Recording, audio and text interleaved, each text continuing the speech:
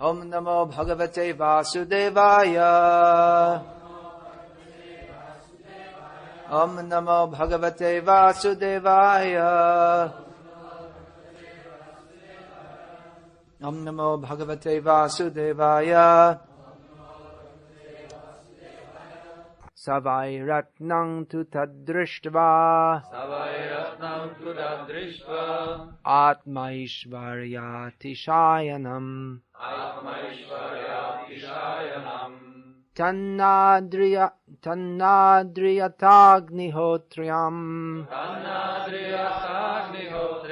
Sabhilasha Sahayhayaha. In the purport, Prabhupada stresses the point of cow protection as essential for civilized human society. It's a point that Prabhupada often stresses in his purports. We'll find even in the first canto Prabhupada discusses this. But actually more towards the end of Prabhupada's manifest presence on this planet in this Kali Yuga, he was speaking about farms and cow protection, agriculture. Prabhupada went to the West, he convinced people to take up Krishna consciousness, which is a purely spiritual endeavor. In the beginning there were just a few devotees. Gradually the number of devotees increased. Not very gradually, quite quickly actually. And most of Prabhupada's disciples, they joined the temple and lived in the temple. Yeah. Jilot. It means live. Yeah, I say from jiv, to live.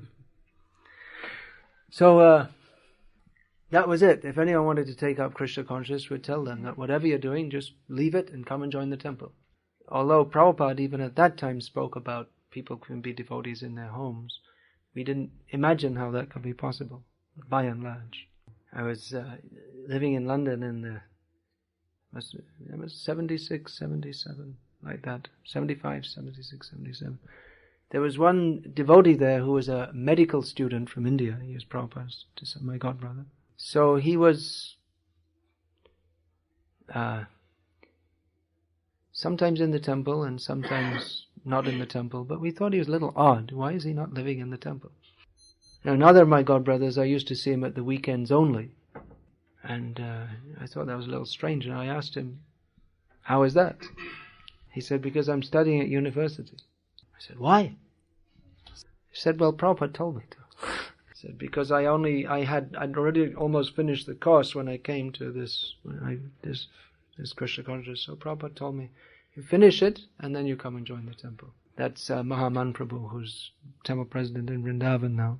You don't know him probably, most of them, but he's a well-known figure in our movement. Anyway, the general thing was that everyone should just come and live in the temple. That's it. That's Krishna consciousness, and everything else is just Maya.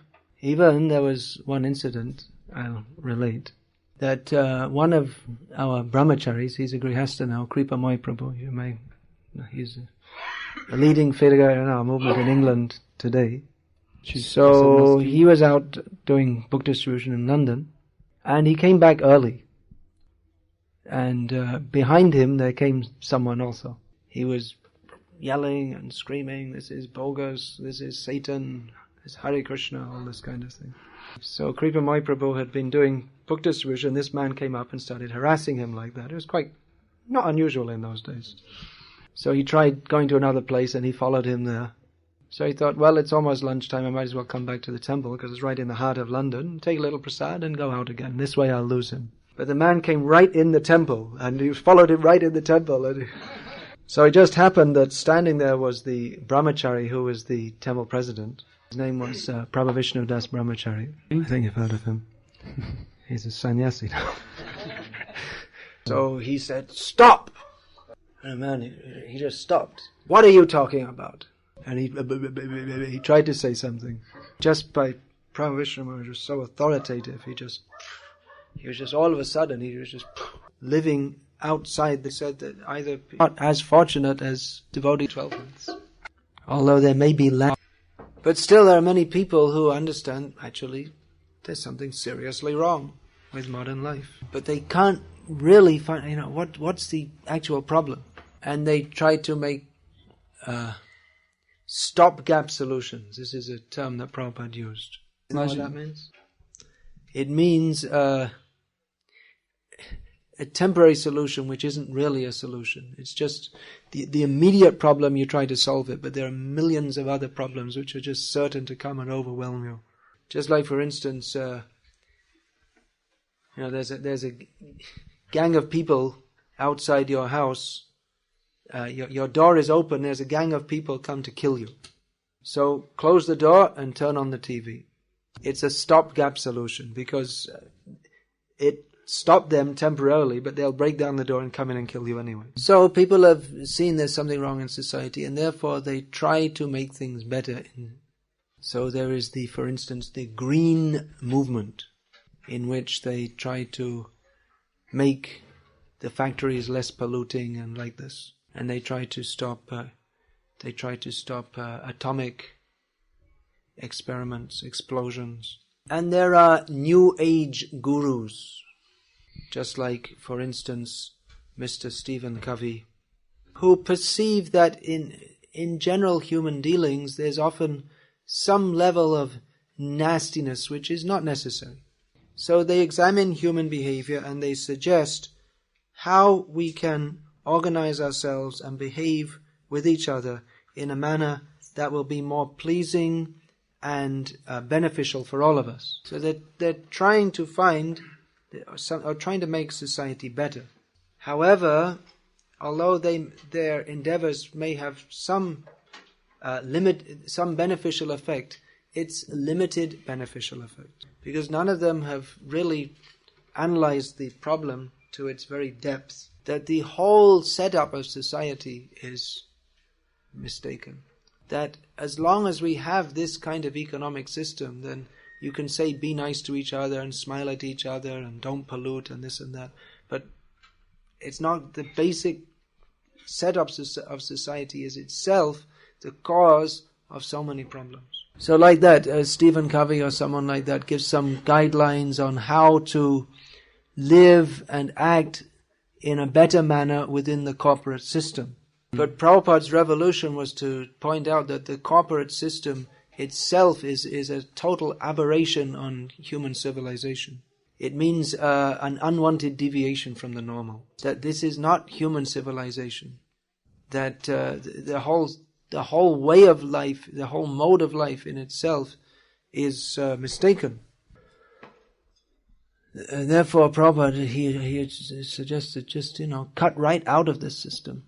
Don't have anything to do with it. Because that way of life, it's based on the demoniac premise that Ishvaraham aham bhogi, I am the controller and I am the enjoyer. This, Krishna states in Bhagavad Gita, this is the attitude of a demoniac person. So the whole industrial civilization is based on the idea that we shall control material nature and exploit it for our enjoyment. And manipulate nature in a manner that is more beneficial to our sense gratification. Sense gratification is not denied even in Vedic culture, at least to the karmis. But the idea is to cooperate with nature rather than try to exploit. So some people in the modern society, they have that idea also. We should cooperate and live in harmony with nature. But mostly they can't give up the gadgets that modern society has offered us. Gadgets means all the facilities, just like the electrical goods and cars and so many things. And even if some people they try to live what in the modern society is called a primitive life, then they just because they have no higher principle, then they just, instead of living as industrialized cats and dogs, they just live as deindustrialized cats and dogs. That's all. So Prabhupada gave the formula of simple living and high thinking, of which among these two, the most important is high thinking.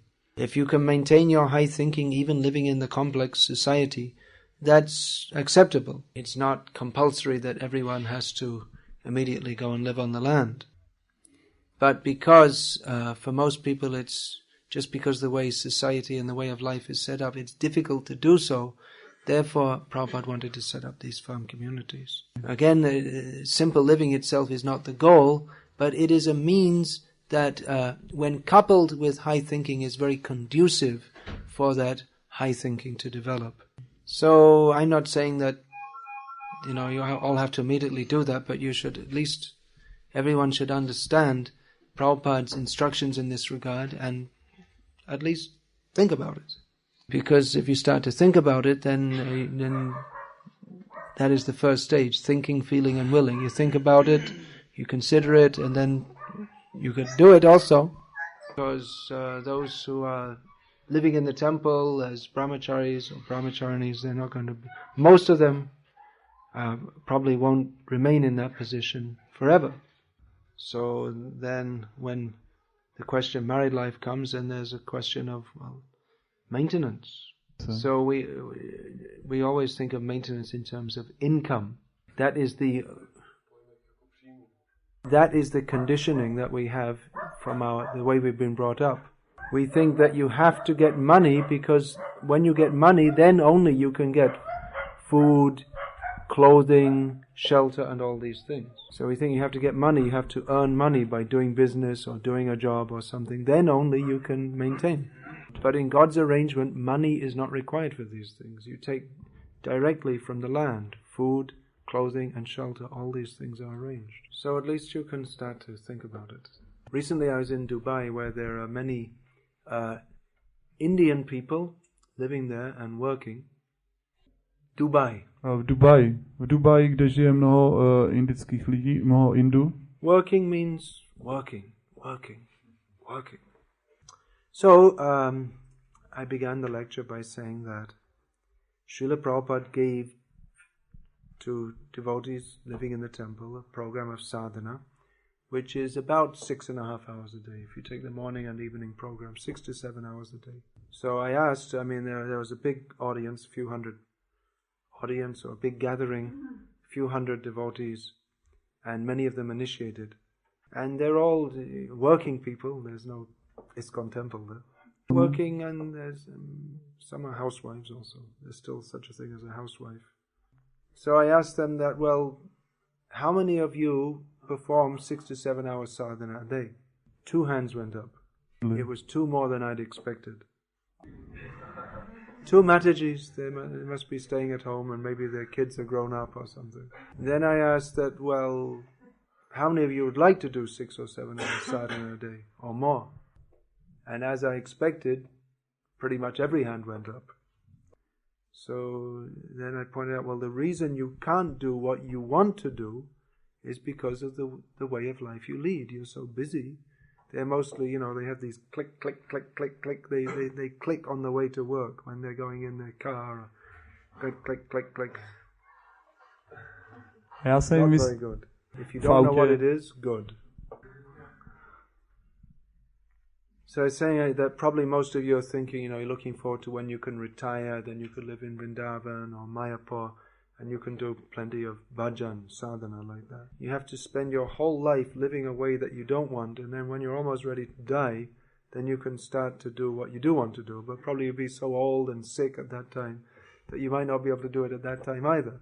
And your whole life is going in bifale shevenu kripana durajana chapala shukala balagire, which I'll explain.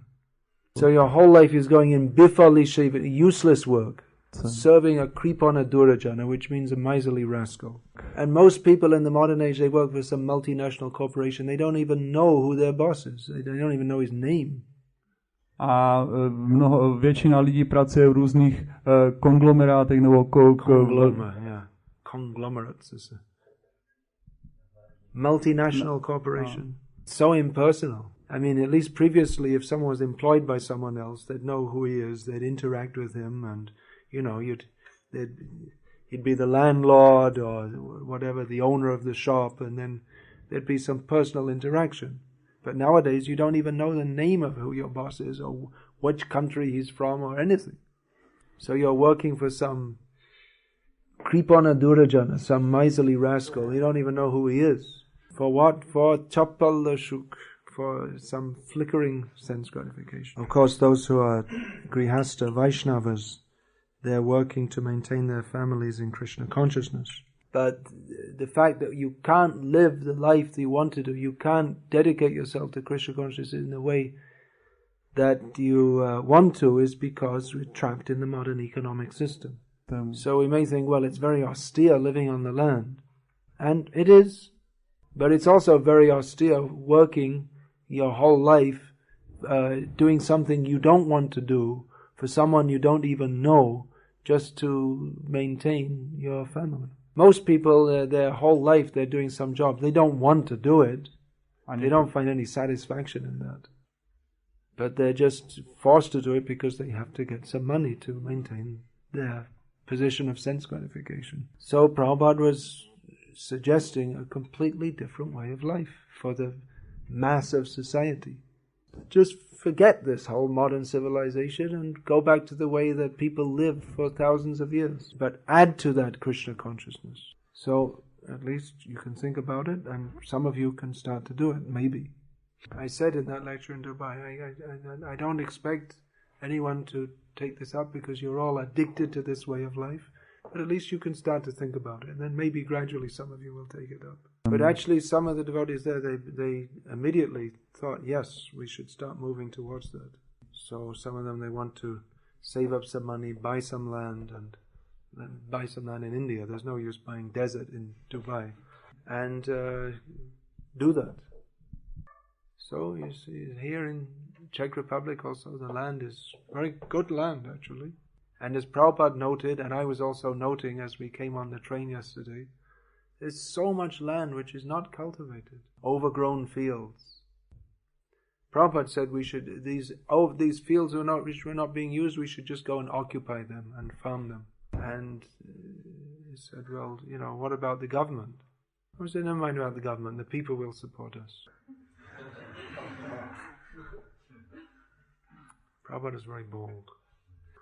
It's required. Hare Krishna. We're over time. So there's one important aspect of our movement. It's our duty as followers of Prabhupada to make this happen, and many other important things to do also, such as going out on Harinam Sankirtan. So we'll finish the class here so that we can get out and do that. But try to develop a broad vision of what Prabhupada's teachings are and how we have to implement that in human society. Hare Krishna. So we'll finish there? Yeah. Alright, it is finished. Srimad Bhagavatam ki jai. Jai. Jai. His Holiness Srila Bhakti Vikasa Maharaja ki. Jai.